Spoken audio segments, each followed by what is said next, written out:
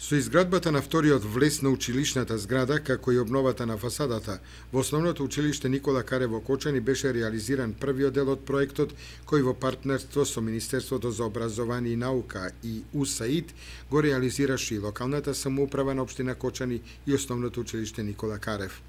По успешно реализираните активности следува втората фаза од овој проект. Како што ни информира директорот на училиштето Владо Андов, во втората фаза од проектот ќе биде обновена стазата во дворот со бехатон плочки се до паркингот на училиштето и просторот пред стариот влез. Ова е обврска на локалната самоуправа и се надеваме дека ќе се реализира до крајот на учебната година, како дел од овој проект, ни изјави Андов. Основното училиште Никола Карев заедно со останатите 4 основни училишта во општината Кочани е влезено во проектот меѓуетничка интеграција во образованието за подобрување на комуникацијата меѓу учениците од различна етничка припадност. Партнер училиште за проектот е основното училиште Форина од селото Форино Гостиварско.